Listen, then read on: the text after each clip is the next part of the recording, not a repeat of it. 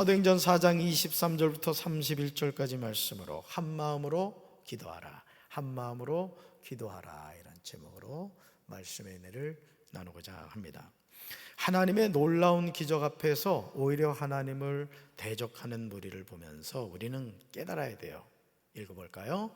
하나님을 믿는 믿음은 내 의지와 노력으로 되는 것이 아니다 라는 사실이죠. 읽어볼까요? 기적을 본다고 우리 믿음이 좋아지지 않습니다. 여러분, 믿음은 누가 주신다 그랬어요? 하나님이 주시는 거예요. 따라서 주여 나에게 큰 믿음을 주옵소서. 큰 믿음을 주옵소서. 믿음은 누가 주신다? 하나님이. 누구에게? 구하는 자에게 주신다. 할렐루야. 성전 미문으로 지나갈 때마다 보았던 한 사람이 있습니다. 이 사람은 40여 세나 되었습니다. 그런데 이 사람은 나면서부터 걷지를 못했습니다. 어느 날부터 이 사람에게 성전 미문 앞은 직장이 되었습니다. 그는 일평생 구걸하며 살았습니다. 건강한 몸으로 살아도 세상 살기가 쉽지 않은데 육신의 장애를 가지고 산다는 것은 더더욱 어려웠을 것입니다. 그럼에도 목구멍이 포도청이라고 하루 벌지 않으면 굶어야만 했을 것입니다. 그러니 나면서부터 못 걷게 된 이 사람은 비가 오나 눈이 오나 성전 미문을 찾지 않을 수가 없었습니다. 이것이 인생입니다.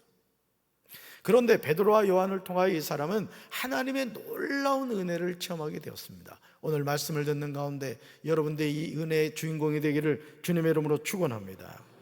이 사람에게 일어날 수 없는 놀라운 일이 일어난 거예요. 일어날 수 없는 놀라운 일. 자, 그렇다면 이 모든 상황을 지켜본 사람들의 반응이 어떠해야 하겠습니까? 일어날 수 없는 일이 일어난 사람을 지켜보았던 그 많은 사람들이 어떤 반응을 해야 하는가라는 거죠. 사도행전 3장 8절에서 나면서부터 못 걷게 된 사람이 성전으로 돌아가면서 걷기도 하고 뛰기도 하면서 보였던 반응을 해야 하지 않겠습니까? 이 사람이 누구를 찬송하죠? 하나님을 찬송하는 거예요. 자신의 삶에 일어날 수 없는 놀라운 하나님의 그 일하심을 체험하고 나서 하나님을 찬양한 거예요. 주님의 높고 위대하심을 찬양했겠죠. 그러나 현실은 나사렛 예수 그리스도 이름으로 예루살렘 사람들이 보고 아는 나면서부터 못 걷게 된 이 사람이 모든 사람 앞에서 이같이 완전하게 낫게 한 것을 보았음에도 오히려 베드로와 요한을 공회 앞에 세우고 협박을 합니다. 참 좋은 일 하셨다. 아니 어떻게 당신이 믿는 예수는 이렇게 나면서부터 못 걷게 된 사람을 걷기도 하고 뛰기도 하며 하나님을 찬양할 수 있게 하느냐고. 나도 그 하나님 믿어야 되겠다고. 이러지를 않더라는 거예요. 오히려 뭐 했다고요? 가운데 세워놓고 협박을 하는 거예요. 협박.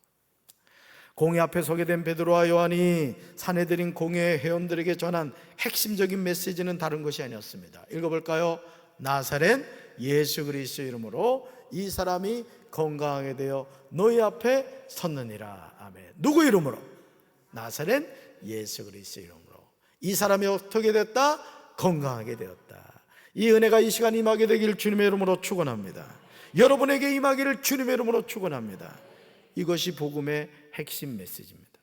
그러면서 베드로는요, 공회 앞에서 복음의 핵심 메시지를 아주 명확하게 선포하고 있어요. 말씀 같이 읽습니다. 다른 이에게서는 구원을 얻을 수 없습니다. 하늘 아래 우리가 구원받을 수 있는 다른 이름이 인간에게 주어진 일이 없기 때문입니다. 아멘.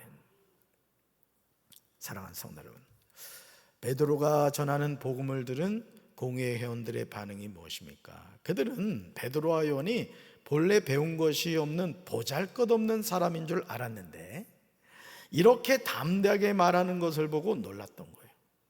그리고 내린 결론이 이것이 민간에도 퍼지지 못하도록 그들을 위협하여 이후에는 이 이름으로 아무에게도 말하지 말게 하자는 거예요. 그리고 그들을 불러서 경고합니다. 이렇게 경고하죠. 읽어볼까요?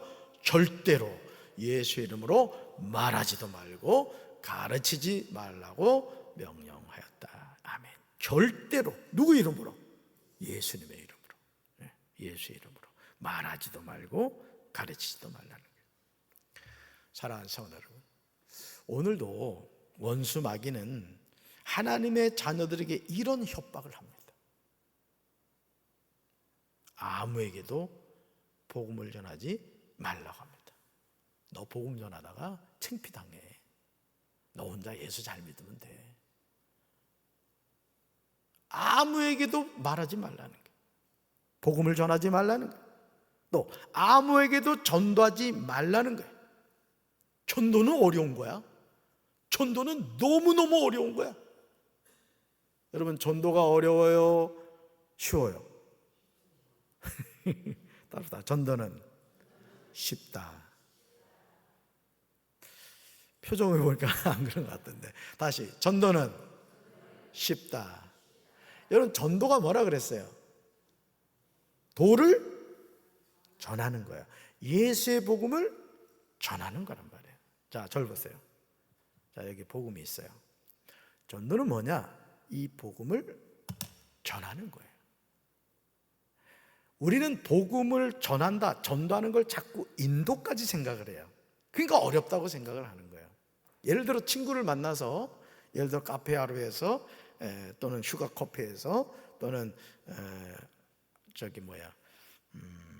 여러분이 커피숍에서 이렇게 만났단 말이에요. 리치빈스 카페에서 이렇게 만났단 말이에요. 그러면 전도를 한다는 것은 뭘 의미하느냐? 친구야, 커피 마시다가 친구야, 예수 믿어. 정말 좋아. 이게 전도인 거예요. 너 교회 안 나오면 오늘부로 너하고 나는 이제 관계 끝나는 거야. 이게 아니란 말이에요. 아멘이십니까? 예수의 복음을 전하기만 하는 거예요. 나머지는 누가 책임지신다? 하나님 책임진다. 그러니까 마귀가 성공한 것 가운데 무엇이냐면 이 전도라는 것을 너무너무 어렵게 생각하는 거예요.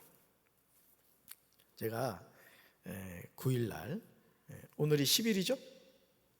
어제가 9일이었죠. 담임 목사 엄청 똑똑해요. 어제가 9일이었단 말이에요. 강경 5일장이었어요.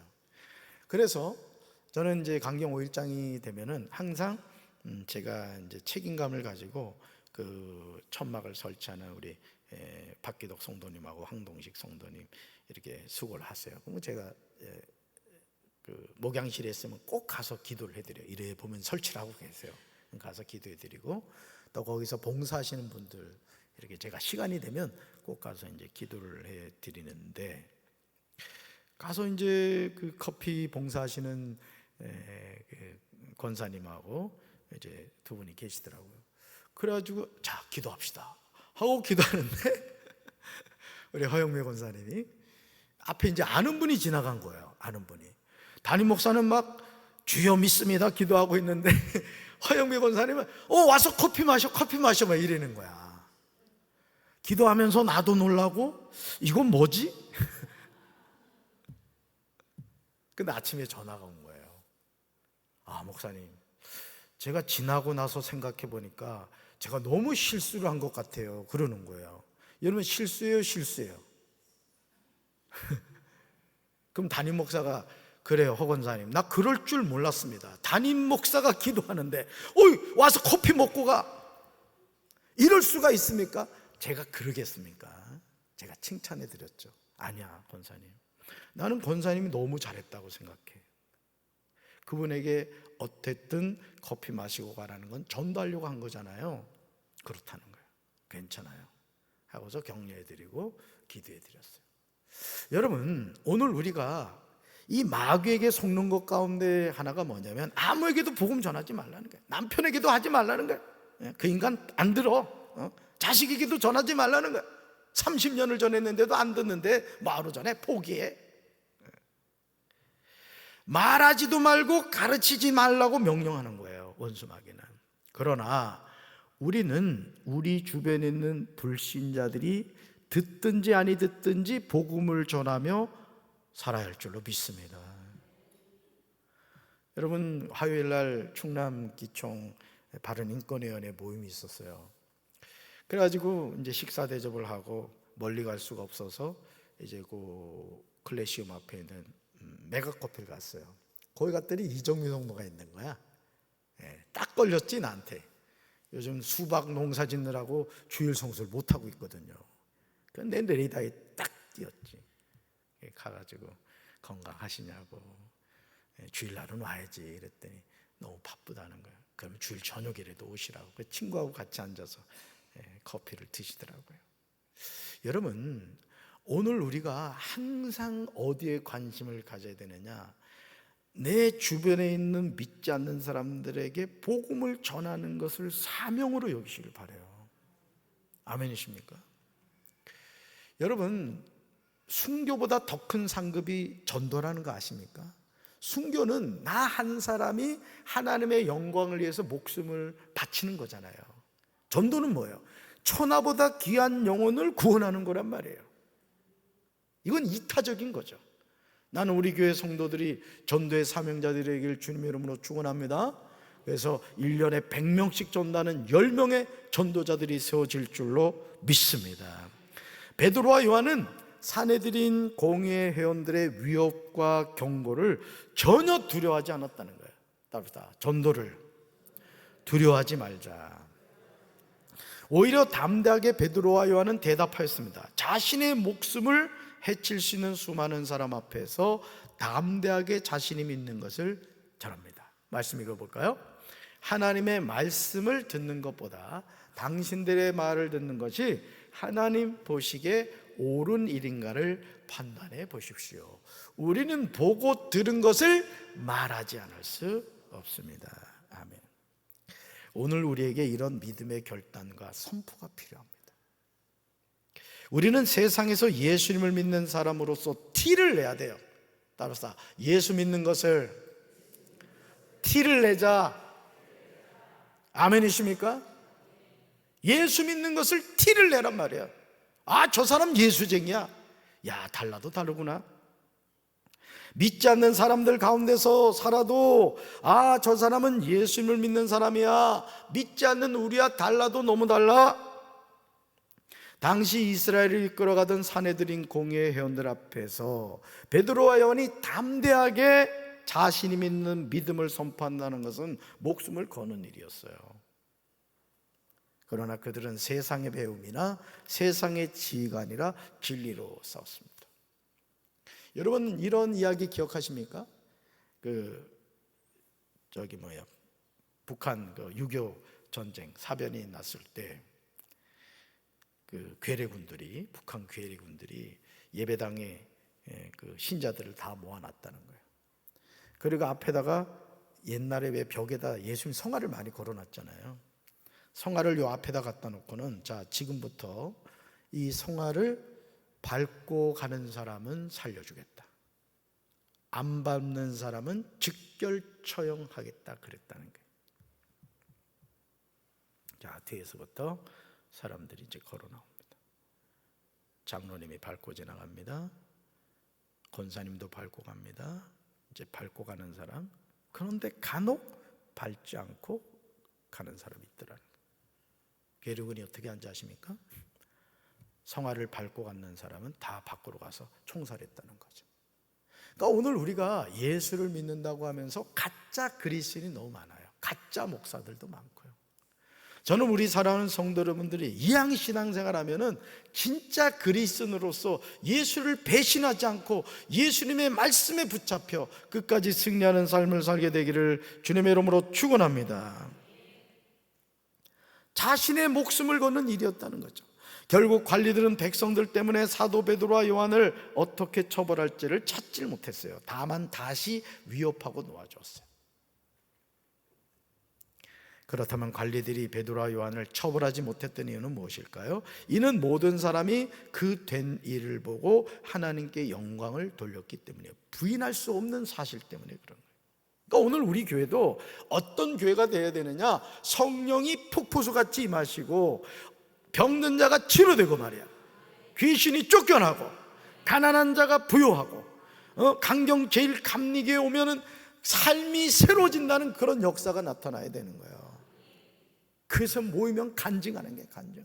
야, 난 어제 말이야 하나님의 이런 음성 들었어. 하나님이 나를 이렇게 새롭게 하셨어. 우리 가정을 이렇게 하나님이 변화시켜 주셨어. 할렐루야. 베드로와 요한도 풀려나자마자 자기 동료들에게 돌아가 대제사장들과 장로들이 한 말을 모두 전해주었습니다. 그들은 이 말을 듣고 함께 소리 높여 하나님께 기도했습니다. 협박 앞에서. 사도행전 4장 24절부터 30절에 기도한 내용이 나옵니다. 사랑하는 성도 여러분, 오늘 우리가 회복해야 하는 것이 무엇입니까? 조국 대한민국처럼 종교의 자유가 주어진 나라가 지구촌에 많지 않아요. 우리는 교회를 열심히 다닌다고 해서 직장에서 불이익을 당하는 일은 없습니다. 당신 기독교야? 오케이, 이번에 진급 안 돼. 아니, 평생 진급할 수 없어. 이런 건 없다는 거죠. 그러나 아직도 지구촌에는요, 자신의 목숨을 걸고 신앙생활을 하는 이들이 많습니다. 예수님을 믿는다는 사실 때문에 직장에서 불이익을 당해요. 사내들인 공회에서 회원들이 베드로와 요한을 위협하고 경고했던 것처럼 말입니다. 베드로와 요한이 하는 말을 듣고 그들이 한 마음으로 하나님께 소리 높여 기도한 내용이 무엇입니까? 하늘과 땅과 바다와 그 안에 있는 모든 것을 지으신 주님, 주님께서는 주님의 종인 우리 조상 다윗의 입을 빌어서 성령으로 이렇게 말씀하셨습니다. 그러면서 시편 2편 1절과 2절 말씀을 인용합니다. 말씀 같이 읽습니다. 어찌하여 민족들이 화를 내며 어찌하여 백성이 헛된 계획을 세우는가. 세상의 왕들이 일어나며 통치자들이 주님과 그분의 그리스도를 대항하기 위해 한자리에 모였다. 아멘. 사랑하는 성도 여러분, 하나님의 말씀은 살아있는 줄로 믿습니다. 따라합시다. 하나님의 말씀은 살아있습니다. 아멘이십니까? 하나님의 말씀은 시간의 제한을 전혀 받지 않아요. 베드로와 요한은 사도행전 4장 25절에서 시편 2편을 주의 종 다윗의 입을 통하여 말씀하신 것으로 이해했습니다. 시편 2편과 사도행전 4장 25절과 26절은 약 1000년 정도의 시간 차이가 있어요. 1000년.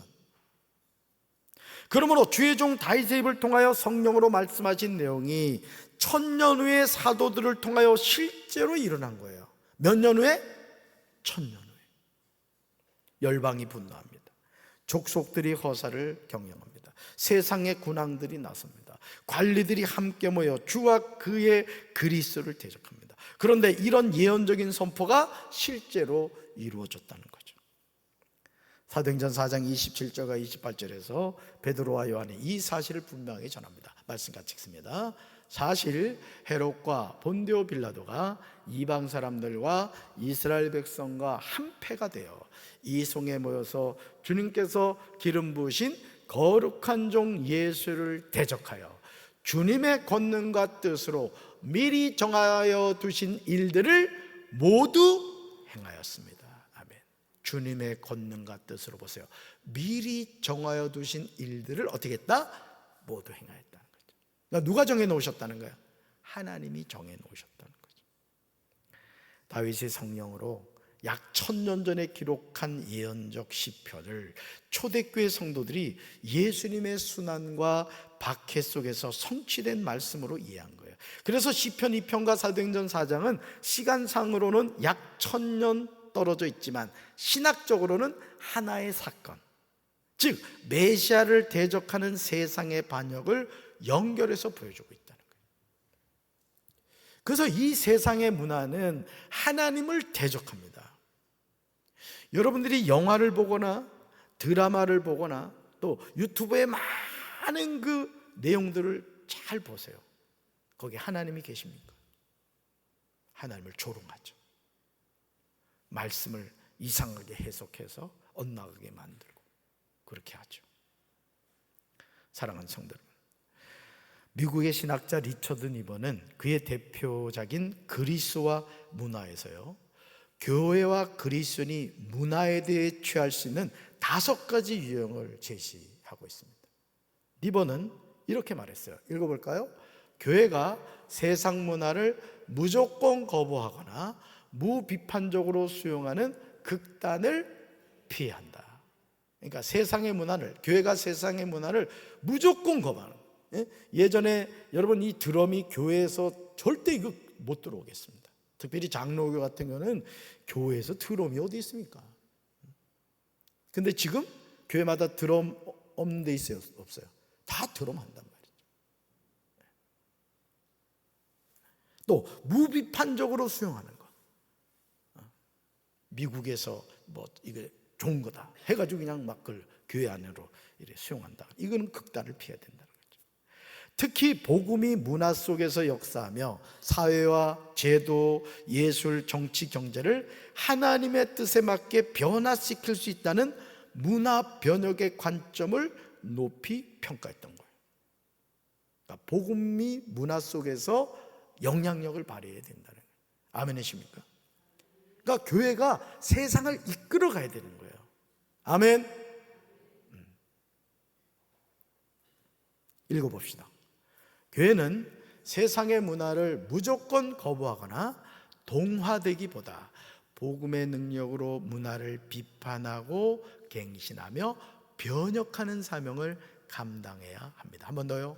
교회는 세상의 문화를 무조건 거부하거나 동화되기보다 복음의 능력으로 문화를 비판하고 갱신하며 변혁하는 사명을 감당해야 합니다. 이제 우리는 복음의 능력을 붙잡고 사도행전 4장 29절과 30절에 나오는 기도를 회복해야 될 줄로 믿습니다. 우리 한번 기도해 볼까요? 주님, 이제 그들이 우리를 위협하고 있는 것을 굽어 살피소서. 또 주님의 종들이 주님의 말씀을 담대하게 말할 수 있도록 용기를 주소서. 주님의 손을 펼쳐 병을 낫게 해주시며 주님의 거룩한 종 예수님의 이름으로 표적과 기적을 행하소서. 아멘. 한 번 더요. 주님, 이제 그들이 우리를 위협하고 있는 것을 굽어 살피소서. 또 주님의 종들이 주님의 말씀을 담대하게 말할 수 있도록 용기를 주소서. 주님의 손을 펼쳐 병을 낫게 해주시며 주님의 거룩한 종 예수님의 이름으로 표적과 기적을 행하소서. 할렐루야. 이런 하나님의 역사가 우리 교회에 나타나야 될 줄로 믿습니다. 우리 성도들의 삶에 나타나야 될 줄로 믿습니다. 지금도 세상은 예수님을 믿는 우리를 위협합니다. 우리에게 경고합니다. 무엇을 경고합니까? 도무지 예수의 이름으로 말하지도 말고 가르치지도 말라는 거예요. 그러나 우리는 이런 위협에 굴복하면 안 됩니다.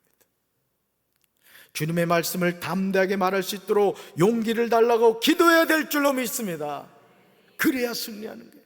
듣든지 아니 듣든지, 때를 얻든지 못 얻든지 생명의 복음을 전해야 돼요. 그들이 한 마음으로 하나님께 소리를 높여 기도를 바치니 그들이 모여있는 곳이 흔들리고 그들은 모두 성령으로 충만해져서 하나님의 말씀을 담대하게 말하게 되었어요. 그러니까 여러분, 위협과 경고 앞에서 우리가 굴복하는 인생이 아니라 오히려 하나님께 부르짖어 성령의 불을 받아 더 뜨겁게 복음을 전하는 성도, 교회가 되어야 될 줄로 믿습니다. 아멘이십니까? 지금 하나님의 백성을 위협하고 경고하는 무리가 누굽니까? 성경 보세요, 여러분. 헤롯 안티파스, 본디오 빌라도, 이방인들, 이스라엘 백성입니까? 이제 우리는 주와 그리스도를 대적하는 무리들 때문에 두려워할 이유가 없어요. 여러분, 우리 배후에 누가 계세요? 우리 배후에 누가 계셔요? 표정 보니까 안 그런 것 같아. 여러분, 우리와 누가 함께 하세요? 믿습니까? 우리가 세상을 두려워할 이유가 있어요, 없어요? 왜요? 대답만 하는 거 아니에요? 따라서 나와 하나님이 함께 하십니다. 나는 세상을 두려워하지 않습니다. 겁나는 게 없습니다. 좌에 있는 분들과 인사합시다. 나 겁나는 거 없어. 해봐요 한번.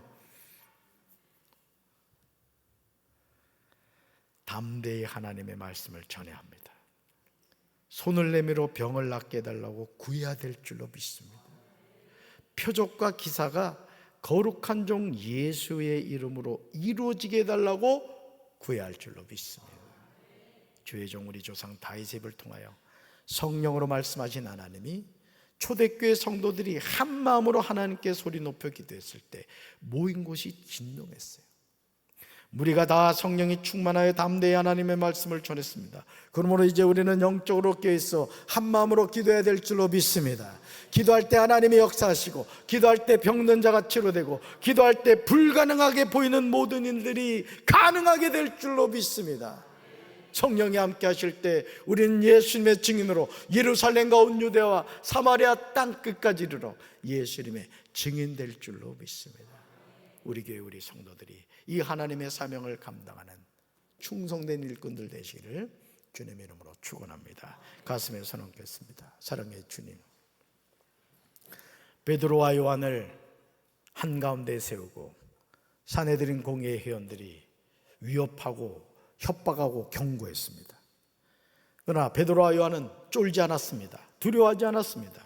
담대하게 오히려 우리가 하나님의 말씀을 전하지 않을 수 없다고 이야기했습니다.